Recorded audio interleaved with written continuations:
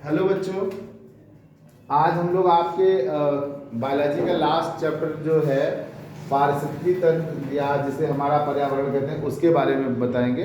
ठीक है ना। तो बस ये एक दो वीडियो में हो जाएगा, अगर आप ध्यान देंगे तो समझ में आ जाएगा। तो हमारा पर्यावरण किससे मिल करके बना है? हमारा पर्यावरण पूरा जो है वो उसे हम लोग जीव मंडल कहते हैं, उसमें सारे जीव रह रहे हैं। ठीक है ना।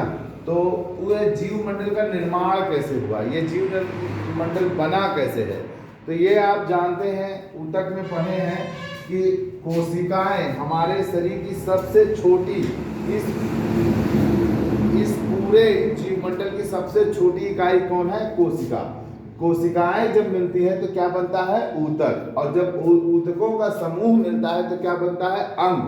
अंग जब कई मिलते हैं तो बनता है अंग तंत्र, और अंग तंत्र जब कई मिलते हैं तो शरीर बन जाता है, जीव बन जाता है ना। इतना क्लियर है। और जब कई जीव ऐसे मिल जाएंगे तो क्या बनेगा? जनसंख्या बढ़ेगी ना, जनसंख्या होगा। और जनसंख्या जब ज्यादा हो जाए तो उसी को हम लोग क्या बोलेंगे? जैव समुदाय। क्या बोलेंगे? जैव समुदाय। अब जैव समुदाय जब बन गया तो पारितंत्र तैयार हो गया हमारा, पारितंत्र तैयार हो गया। पारितंत्र से क्या बन जाता है? जीव मंडल। अब इस जीव मंडल में सारे जीव रह रहे हैं, और यह जीव मंडल भी 3 भागों से मिलकर के बना है। यह जीव मंडल भी कितने भागों से मिलकर के बना है बच्चों? 3 भागों से। कौन? जल मंडल, स्थल मंडल और कौन? वायुमंडल। ये तीनों चीजें तो आप जानते हैं ना। ठीक। अब बात आती है कि ये तीनों जो बन गए आपके, जल मंडल, स्थल मंडल और कौन मंडल? वायुमंडल। तो इनमें सबसे पहले हम लोग लेकर के किसके बारे में चलते हैं? जल मंडल के बारे में ना।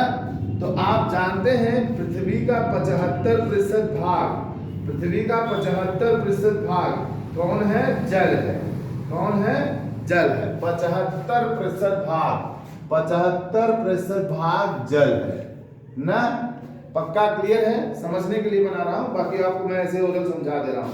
अब इस जल में आपके पूरी पृथ्वी पे जलाशय भी आ गए, समुद्र भी आ गए, नदियां भी आ गए। ठीक है। पृथ्वी के नीचे के जल आ गए, सारे जल इसी के अंतर्गत माने जाते हैं ना। और ये जल मंडल कहाँ पाए जाते हैं? स्थल मंडल पे ही पाए जाते हैं। जल मंडल कहाँ पाए जाते हैं? स्थल पे ही पाए जाते हैं। ठीक। और सारे जीव इसका क्या करते हैं? पृथ्वी पर रह करके उपयोग करते हैं ना। जल को क्या करते हैं? सारे जीव, पादप, जंतु सभी अपने भोजन के लिए जल लेते हैं, जल को पीते हैं, जल का अवशोषण करते हैं कि नहीं करते हैं? और उसी के द्वारा जैविक क्रियाएं होती हैं। पादप जल लेकर के क्या करते हैं? प्रकाश संश्लेषण करते हैं। ये सब पढ़ा ही है आप लोगों ने। तो जल हमारे लिए क्या हो गया? अत्यंत आवश्यक हो गया ना। ठीक। अब इसके बाद दूसरा कौन आता है आपका? दूसरा कौन आता है? स्थल मंडल, लिथोस्फीयर। इसे क्या कहते हैं? लिथोस्फीयर। और जल मंडल को इंग्लिश में क्या कहते हैं बच्चों? हाइड्रोस्फीयर। क्या कहते हैं इसे?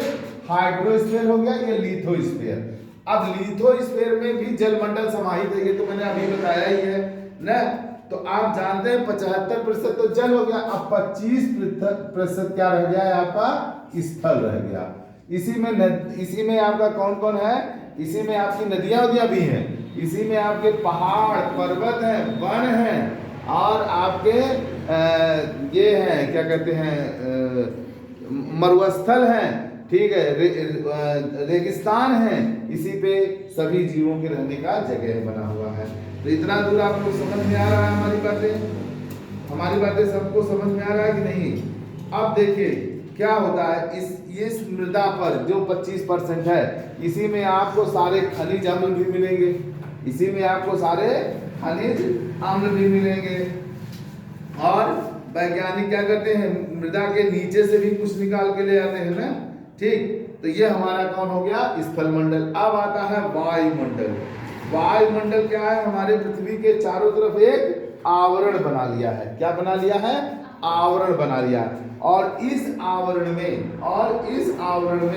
ठीक है, विभिन्न प्रकार की गैसें विद्यमान हैं। विभिन्न प्रकार की क्या विद्यमान है? गैसें विद्यमान है। उन गैसों में सबसे ज्यादा 78.08% कौन सी गैस है? नाइट्रोजन गैस है। कौन सी है? परसेंट में लगाना है, हम परसेंट का साइन नहीं लगाए, सॉरी। कौन है? कौन है? नाइट्रोजन गैस है। जबकि उसी में ही 21 या यूं कह लीजिए 20.95% कौन है? ऑक्सीजन है। कौन है? यही दो बड़ी गैसें हैं, यही दो क्या है आपकी बड़ी गैसें हैं, ठीक है ना। कार्बन डाइऑक्साइड कितना परसेंट है? ठीक 0.03% कौन है? CO2 है। तो ये दोनों तो मेजर गैसें हो गई ना, थोड़ी बड़ी हो गई। बाकी सब इसी के बाद मीथेन, एथेन, जो भी गैसें हैं, अन्य गृह गैसें सभी विद्यमान हैं। बात समझ में आ रहा है नहीं? तो सबसे ज्यादा कौन गैस हो गई आपकी? नाइट्रोजन, और फिर इसके बाद ऑक्सीजन, तब कार्बन डाइऑक्साइड हो गई। तो इस तरह से वायुमंडल का निर्माण होता है, और इसी वायुमंडल से ऑक्सीजन, कार्बन डाइऑक्साइड हम लेते और देते हैं। ऑक्सीजन अपने जीने के लिए लेते हैं, कार्बन डाइऑक्साइड देते हैं, तो कार्बन डाइऑक्साइड से पौधे अपना भोजन बनाते हैं, पौधों से हमें दूसरी चीजें ऑक्सीजन मिलती रहती है। तो बात समझ में आ रहा है नहीं? तो इसी में घूम फिर के पूरी जिंदगी पृथ्वी पे जीवों की चलती रहती है। पक्का समझ में आ रहा है मेरी बात? अब आता है इसके बाद पारिस्थितिकी तंत्र। पारिस्थितिकी तंत्र या पारितंत्र, ये क्या है? तो इसका प्रयोग सबसे पहले A.K. टेंसले नाम के वैज्ञानिक ने किया था। इकोसिस्टम का है एक आवरण है, एक क्या है? आवरण है। इस आवरण में बताया क्या गया कि पारिस्थितिकी तंत्र पारितंत्र का वह तंत्र है जो वातावरण के जीवीय तथा, मतलब जीवी कहिए या जैविक कह लीजिए, इसे चाहे तो आप जैविक कह सकते हैं, जैविक या अजैविक, जैविक, और ये क्या हो गया? लिखा है जैविक और अजैविक कारकों के पारस्परिक संबंधों तथा प्रतिक्रियाओं द्वारा इसे हम प्रकट करते हैं। ठीक, ये परिभाषा किस बंदे ने दिया था? टेंसले ने दिया था। अब पारिस्थितिकी तंत्र के घटक कौन कौन से हैं, किनके किनके मिलने से बनता है? तो पारिस्थितिकी तंत्र के दो प्रमुख घटक हैं, एक जैविक घटक है और एक अजैविक घटक है। बायोटिक कंपोनेंट और एबायोटिक कंपोनेंट्स जिसे कहते हैं। ठीक, ग्राफ से भी मैंने बनाया। अब देखिए जैविक घटक में कौन कौन आता है? उत्पादक जो हमको कुछ दे, उन्हें हम क्या कहते हैं? उत्पादक। इस पृथ्वी पर एक ही उत्पादक है, कौन? पादप। पौधे कभी लेते हैं खुद, वो देते ही देते हैं। अगर आपको सब्जी बनानी है तो पौधों से कैसे ही बनेगा, सारी सब्जियां दुनिया की पौधों से ही बनेंगी। अगर आपको क्या कहते हैं, रोटी बनानी है, कोई भी चीज, मैदा बनाना है, कुछ बना, वो गेहूं चावल से ही बनते हैं, ये आपको पता है ना। दाल वाली चीजें दाल से बनती है, पता है ना। ठीक, तो हमको कहां से प्राप्त होता है? अंतिम चरण क्या है? पादप ही है। बोलिए, जिस दिन दुनिया से पादप चले जाएंगे हम लोग रह पाएंगे? नहीं रह पाएंगे। तो उत्पादक किसे कहते हैं? प्रोड्यूसर कौन है? जो देता है। तो देता कौन है? पादप। तो उत्पादक सारे पादप आ गए। अब उपभोक्ता किसे कहते हैं? कंज्यूमर, जो उसको लेकर के उपयोग करे। उपभोक्ता माने उपभोग करना, उपभोक्ता मीन्स उपभोग करना। तो उपभोग कौन करता है? पृथ्वी पर रहने वाले अन्य जीव न, अन्य जीव उसका क्या करते हैं? उपभोग करते हैं। और तीसरा है अपघटक। ठीक, अच्छा, अपघटक तक आने से पहले उपभोक्ता भी 4 प्रकार के होते हैं। एक होता है प्राथमिक उपभोक्ता, एक होता है द्वितीयक उपभोक्ता, एक होता है तृतीयक उपभोक्ता, एक होता है चतुर्थ सर्वाहारी। ठीक, अब देखो प्राथमिक उपभोक्ता किसे कहते हैं? जो सीधे पेड़ पौधों को खाएं उन्हें हम प्राथमिक उपभोक्ता कहते हैं। जैसे गैया क्या करती है? गाय या भैंस क्या करती है? मीट मांस खाते हैं या कुछ और चीज खाते हैं? नहीं, वो किस पर निर्भर होते हैं? पेड़ पौधों पर ही ना, डायरेक्ट पेड़ पर। बकरी क्या खाती है? भेड़ क्या खाती है? पेड़ पौधे ही खाते हैं ना, वो कोई और चीज खाते हैं? नहीं। जो सीधे पेड़ पौधे से अटैच हो, जुड़े हो, उन्हें हम लोग क्या कहते हैं? प्राथमिक उपभोक्ता। पक्का मेरी बात समझ में आ रही है? नहीं आ रही है? ऐसे जीव, अब मानव को मत रखना इसमें, भले हम शाकाहारी हैं, लेकिन फिर भी जब बात मानव की होगी तो उसमें मेरा नाम नहीं अकेले आएगा, पूरे दुनिया के मानव का आएगा ना। बात समझ में आ रहा है? क्यों जी? समझ गया ना। तो प्राथमिक उपभोक्ता उसे कहते हैं, दुनिया की जितनी भी गाय पाई जाती हैं, कोई मांसाहारी होती हैं क्या? भैंस जितनी होती मांसाहारी होती हैं क्या? ठीक, बकरी भेड़ ये मांसाहारी होती हैं क्या? तो ये और चीज कुछ खाती हैं क्या? नहीं, वो सिर्फ पेड़ पौधों पर निर्भर होती हैं। ठीक है, चाहे वो आप घास दीजिए, चाहे उनको भूसा दीजिए, चाहे उनको आप चूनी चोकर दीजिए, वो पेड़ पौधों से ही तो मिलता है। हर चीजें पेड़ पौधों पर निर्भर, इसलिए उन्हें हम लोग क्या बोलते हैं? प्राथमिक, जो सीधे पेड़ पौधों से पर निर्भर हो, प्राथमिक उपभोक्ता। और जो प्राथमिक उपभोक्ता को खा जाए उसे क्या कहते हैं? द्वितीयक उपभोक्ता। जो प्राथमिक उपभोक्ता को क्या करे? खा जाए, उसे द्वितीयक उपभोक्ता कहते हैं। द्वितीयक उपभोक्ता में किसको रखेंगे आप? बताइए, कोई एक आध एग्जांपल किसी को याद आ रहा हो तो बताइए। द्वितीयक उपभोक्ता में कोई ऐसे जीव बताइए जो जैसे देखिए, ये बताइए, मेढक क्या खाता है? कीड़ा खाता है। और कीड़ा क्या खाता है? छोटे छोटे कीड़े उड़े बरसात के टिड्डा वगैरह देखा, खाता है ना मेढक। तो ये कीड़े क्या खाते हैं? पेड़ पौधों को, पत्तियों को कुतर कुतर के खाते रहते हैं। तो जो कीड़े हैं वो सब क्या है? प्राथमिक उपभोक्ता।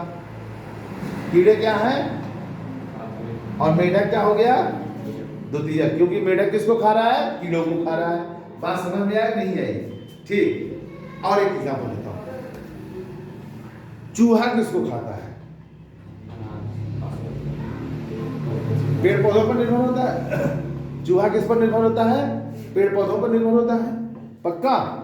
और चूहे को कौन खाता है? सांप। तो सांप क्या हो गया? द्वितीयक उपभोक्ता। और चूहा क्या हो गया? प्राथमिक उपभोक्ता। पक्का समझ में आया मेरी बात? मेरी बात समझ में आ रही है नहीं आ रही है? एकदम यही तैयार कर लो, कल तक क्लियर कर देना इसको। तो सांप द्वितीयक उपभोक्ता हो गया। पक्का है मेरी बात? जहां तक ना समझ में आई हो ईमानदारी से बोल देना कि हाँ नहीं समझ में आई। चलो, तुम्हारे घर में बरसात के समय में कीड़े उड़े बहुत सारे आ जाते हैं। ये कीड़े क्या खाते हैं? पेड़ पौधे ना, पेड़ पौधे से ही आते हैं ना, धान के खेत में खूब रहते हैं।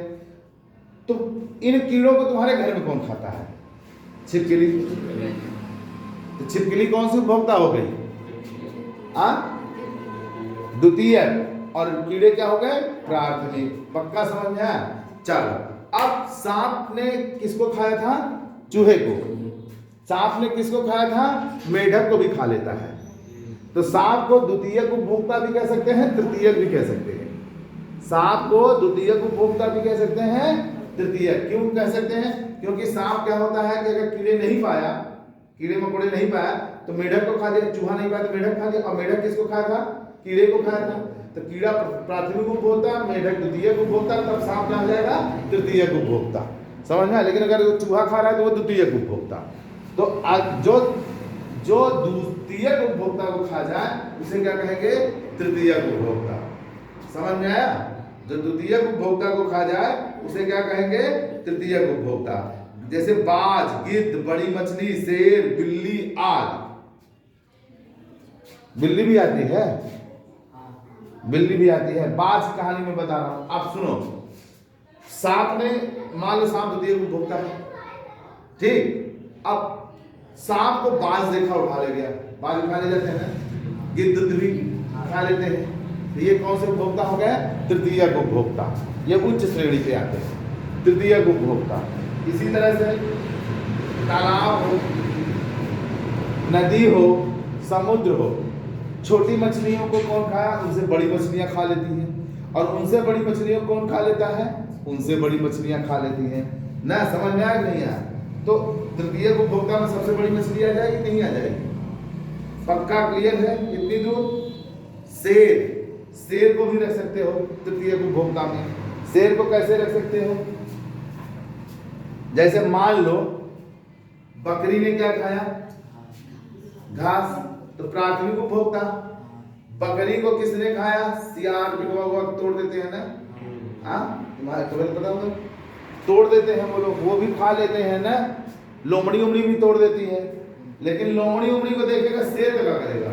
शेर उनको तोड़ देगा। चीता उता उनको तोड़ देंगे ना, पाएंगे तो वो कौन सा हो गया? शेर क्या हो गया? तृतीयक उपभोक्ता। समझ में आया नहीं आया? अब सर्वाहारी, जो सबको खा जाए वो क्या कहलाता है? सर्वाहारी। हम, मानव क्या है? सर्वाहारी। पक्का समझ में आ रहा है? कौवा क्या है? रोटी दे दे खाए ले, अब मीट मुर्गा। गिद्ध भी क्या है? सर्वाहारी, उच्च लेवल पे बैठे हैं, सबसे ऊपर। ठीक इसी तरह से सुअर कैसा है? गिलहरी भी सर्वाहारी में आती है क्या? मांस खाती है क्या? मांस तो खाते हमने नहीं देखा है। नहीं, गिलहरी मांसाहारी नहीं आती है, वो दाना खाती है। ठीक, तो बात समझ में आया ना? मैंने ऐसे ही पूछ लिया, मैंने ऐसे पूछा। तो अब आपको प्राथमिक उपभोक्ता द्वितीय सर्वाहारी समझ में आया। चलिए, जैविक अजैविक घटक में कौन कौन आते हैं? भौतिक घटक में आता है। भौतिक घटक में कौन कौन से आते हैं? ताप। कौन कौन से आता है? ताप, जल, ताप, जल, वायु, ये सब किस में आते हैं? भौतिक घटक में। अकार्बनिक घटक में किसको रखा जाता है? जैसे कार्बन, नाइट्रोजन, सल्फर, इन सब का भी तो जीवों पर असर पड़ता है, फास्फोरस आदि। अब कार्बनिक घटक में कौन कौन से आते हैं? कार्बनिक में आता है आपका कार्बोहाइड्रेट, प्रोटीन, फैट ना, ये सब भी आ जाते हैं। तो ये हमारा हो गया पारिस्थितिकी तंत्र, इनके बारे में कल डिटेल बात करेंगे। आज हम आपको इतना समझा दिए, अगर समझदार होंगे तो इसके बारे में अपने से लिखे भी लेंगे, हम कल लिखाएंगे, बताएंगे। पारतंत्र के प्रकार, पारतंत्र दो प्रकार के होते हैं। कितने प्रकार के होते हैं? दो। एक प्राकृतिक होता है जो ऊपर वाले ने बना करके इस धरती पर छोड़ा है, और एक होता है कृत्रिम जिसको इंसान बनाता है। प्राकृतिक पारितंत्र में दो भाग होते हैं, एक जलीय, एक जल का पारितंत्र, एक स्थल का पारितंत्र। जलीय में भी दो भाग होते हैं, एक स्वच्छ जलीय माने ऐसे पानी, जैसे गढ़ी तालाब पानी है तो स्वच्छ ही माना जाएगा, ये नहीं भले गंदा हो पानी, लेकिन उसमें क्या कहते हैं पीने योग्य बना है। ये समुद्री का मतलब होता है, इसे हम लवणीय जल भी कहते हैं, इसे हम लोग खारा पानी भी कह सकते हैं, समझ में आया?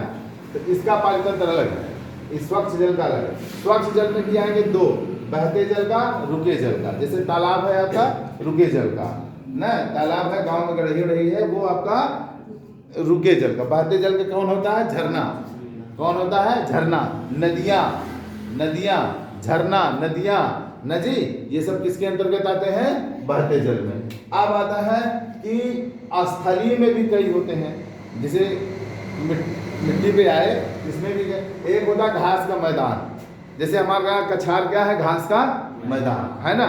और यही इधर ही जहाँ खेती बाड़ी कर रहे हैं, ये भी घास का मैदान ही है ना, समतलीय है, घास का मैदान। दूसरा आता है वन पारिस्थितिकी, जहाँ जंगल है ना, जंगलों उंगलों में रहते हैं, वो वन पारिस्थितिकी तंत्र। और तीसरा आता है मरुस्थल। मरुस्थल आता है कहाँ? जैसे बालू वालू हो एकदम ना, तो वहाँ भी पारितंत्र आता है, रेगिस्तान में ना, तो वहाँ पे भी छोटे छोटे पेड़ बबूल वबूल उगते रहते हैं ना जी, तो वो उनका पारितंत्र आता है। अब आता है मरुस्थल में भी कई होते हैं, उष्णकटिबंधीय, उपोष्णकटिबंधीय, शीतोष्णकटिबंधीय, पर्णपाती। तो इतना आपको नहीं करना है, बस इतने पे ही जानना है। और एक कृत्रिम होता है जो इंसान बनाता है, उसके बारे में नेक्स्ट टाइम बात करेंगे। बस इसी में आपको ऊर्जा प्रवाह बता देंगे और बाकी आपके समझ में आ जाएगा। तो नेक्स्ट वीडियो में हम लोग कोशिश करेंगे इस चैप्टर को सब बता करके खत्म कर देंगे। धन्यवाद बच्चों।